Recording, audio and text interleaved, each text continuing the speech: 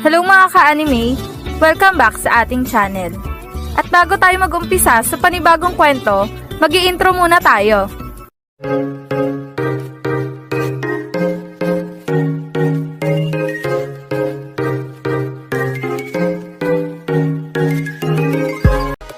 Bago natin simulan ang panibagong kwento ng high school league, gusto ko lang ipaalala sa inyo na paulit-ulit na ang kwentong ito ay isang fan-made lamang na nabasa ko lang sa isang site at hindi ito kasama sa totoong kwento ng Slam Dunk.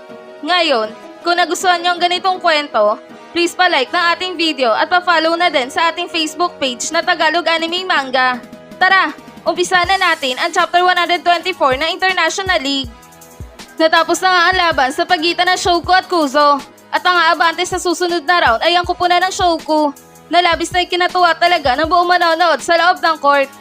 Habang itong mga malalaro ng Kuzo ay umiiyak na nga dahil sa natalo sila ng mga malalaro ng Shouko. Nakakaasar, natalo tayo. Yan ang sabi ni Sanji. Kaya nga, minaliit kasi natin sila. Nakakaasar talaga na isang tayo ng mga malalaro ng Shouko. Yan naman ang sabi ni Ishido. Tama na yan, normal lang na matalo sa laban na to. Kaya naman, huwag nyo nasisihin ang inyong mga sarili. Yan naman ang sabi ni Jin. Tama si Captain, huwag nyo nasisihin ang inyong mga sarili. Dahil nakita din naman namin na ibinigay nyo din talaga ang inyong buong lakas para sa laban na to. Ngunit hindi talaga tayo pinalad. Bawi na lang tayo sa susunod. Yan naman ang sabi ni Rio. Habang itong coach ng Kuzo ay agad na nilapitan ang kanyang mga manlalaro. Sabay ngumiti ito sa kanila. Congrats mga bata. Sobrang ganda ng inyong ipinakita sa laban. Ngayon ko na lang ulit kayo nakita na ganun kaseryoso sa laban ah. Kailangan pa pala nating makalaban ng Shouko para mailabas nyo na ang ganung laruan nyo. Sobrang saya ko talaga dahil may mga manlalaro akong katulad ninyo na sobrang lalakas. Yan naman ang nakangiting sabi ni Coach Roshi na naging dahilan upang humagulgol palalo ang kanyang mga manlalaro. Pasensya na coach, babawi kami sa susunod. Hindi na namin nahayaan pa na matalo kami ng kahit na sino.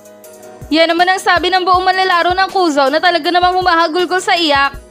Habang itong mga manlalaro ng Shouko sa bench ay agad na tumakbo papunta sa loob ng court upang batiin ang kanilang mga manlalaro. Nice one Hanamichi! Ang lupit ang dress mo na yun ah! Ang tindi mo talaga Hanamichi!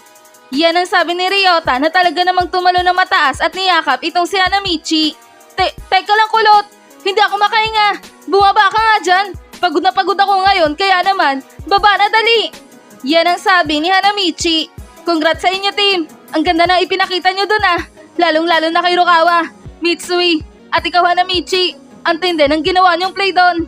Yan naman ang sabi ni Ayako na talaga namang sobrang nakangiti. Salamat Ayako. At yung play na ginawa namin kanina, si Rukawa talaga ang nakaisip nun. Yan naman ang sabi ni Mitsui. Totoo ba yun Rukawa? Ikaw ba talaga ang nakaisip ng play na yon? Yan naman ang sabi ni Coach Hansai. Opo Coach. Pasensya na po kayo kung hindi ko sinabi sa inyo. Sobrang crucial na talaga na laban kaya naman hindi ko na nasabi pa sa inyo. Pasensya na talaga kayo coach. Yan naman ang sabi ni Rukawa. Hoy Soro, paano mo na-predict ang laro nila kanina? Halos lahat ng sinabi mo sa amin tumama ah. Galing ka ba sa hinaharap at nakita mo na ang laro na to? Yan ang singit na pagtatanong ni Hanamichi. Loko ka talaga Hanamichi. Halata nga talagang na mental block ka na sa sobrang kapaguran na. Yan naman ang natatawang sabi ni Sendo. Gunggong talaga, ganyan talaga pag walang utak.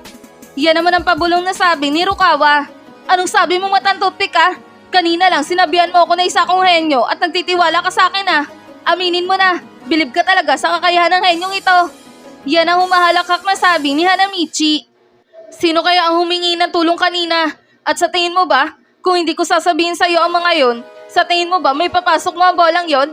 Pre-measure lang kita kanina para lang maipasok mo ang bolang yun, Gunggong. Yan naman ang sabi ni Rukawa. Tama, kung hindi sasabihin ni Rukawa yon, baka sumablay ka pa sa tira mo kanina, Hanamichi. Kaya naman, pasalamat tayo sa mga sinabi ni Rukawa sa atin.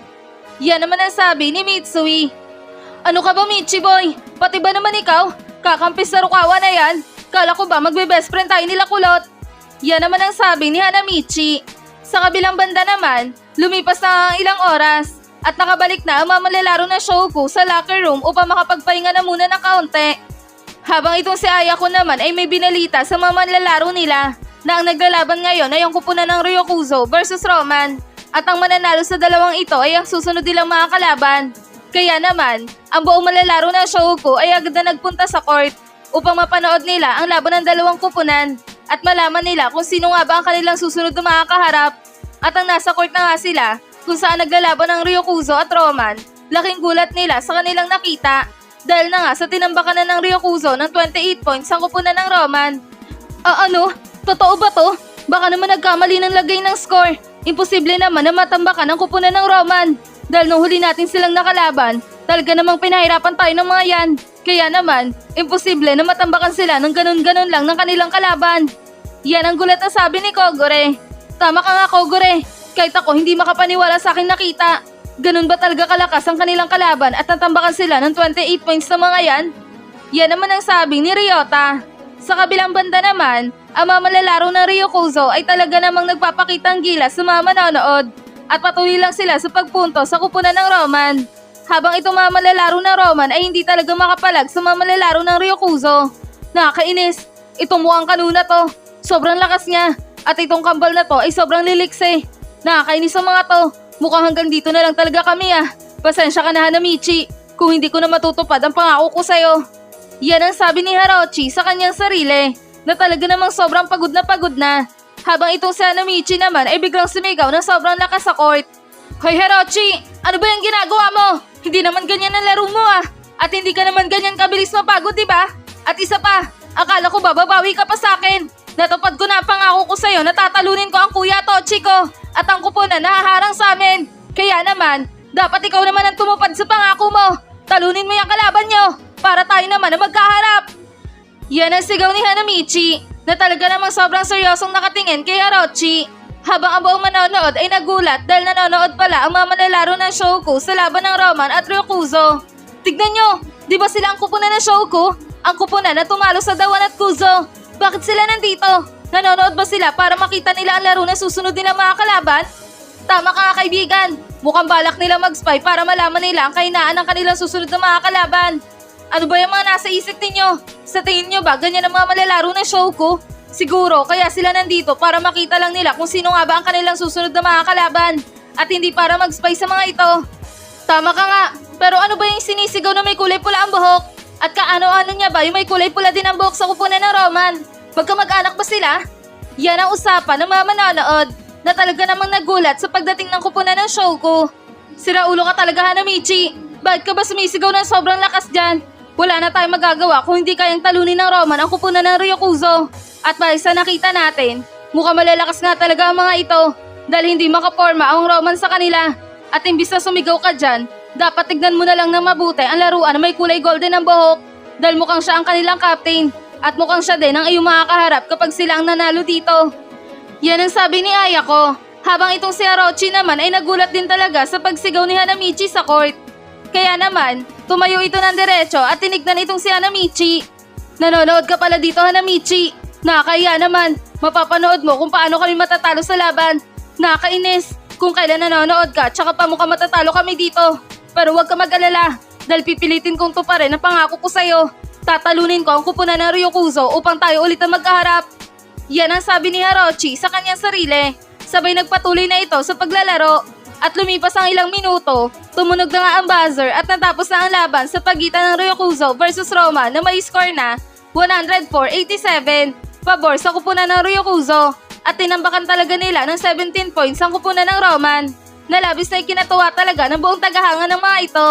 Ayos! Ang lalakas niyo talaga Ryokuzo! Lalong-lalo ka na Michael! Talaga namang ikaw ang MVP ng inyong kupunan dahil halos lahat ng score ay sa'yo nang galing. Ngayon, kayo na nga abante sa susunod na raw na ligang ito. Siguradong bonus raw na lang ang inyong susunod na mga kalaban. Dahil kupunan lang ng Shouko ang inyong mga kalaban. Tambakan nyo din sila ng sobrang laki katulad ng ginawa nyo sa kupunan ng Roman. Sige Team Ryokuzo, alam namin na kayo ang magcha-champion sa ligang ito. Yan ang sigawan ng mga tagahanga ng Ryokuzo. Habang itong si Hanamichi naman ay biglang bumaba malapit sa court. Sabay tinignan nito ng sobrang talim itong si Michael. Hoy may kulay golden ang buhok. Pagsisisihan mo na kayo ang humarap sa amin. At yung mga pinagsasabi ng mga balimbing niyong fans, ipapakain ko sa kanila ang lahat ng sinabi nila sa amin. Dahil kapag nagsimula ng ating laban, sinisigurado ko sa'yo na tatambakan namin kayo ng sobra. Ipaghihiganti ko ang aking pinsan. Tatalunin namin ang inyong kupunan. Yan ang sabi ni Hanamichi na talaga namang sobrang seryoso. Ah, ikaw pala yung may pulang buhok na tinutukoy nila na hari ng Ribaw na mula sa kupunan ng Shoko. At kung hindi ako nagkakamali, ikaw ba si Hanamichi Sakuragi? Pues, huwag ka din mag-alala. Dahil sa paghahanap natin, bibigyan ko kayo ng isang magandang pagbate. Kaya naman, maganda ka ng mabuti may pulang buhok. Dahil sa paghaharap natin sa court, yun na din ang huling tungtong nyo sa ligang ito. Dahil tatalunin din namin kayo katulad ng Roman. Yan ang sabi ni Michael na talaga namang initian itong si Hanamichi. Sabay tumalikod na nga ito at umalis na sa loob ng court. Habang itong si Akagi naman ay nilapitan na itong si Hanamichi. Tara na Sakuragi, huwag ka makipagtalo sa mga yan. Hindi dapat natin sila patulan dito. At kung naiinis ka sa kanila, pues doon mo ibuhos ang galit mo sa laban natin sa kanila. Kaya naman, maganda kang mabuti sa mga yan. Dahil mukhang hindi din basta-basta yung may kulay golden ang buhok. Mukhang malakas talaga siya at pares kayo ng pangangatawan. Yan naman ang sabi ni Akagi. Sabay umalis na din sila sa loob ng court. At dito na nagtatapos ang chapter 124 ng International League.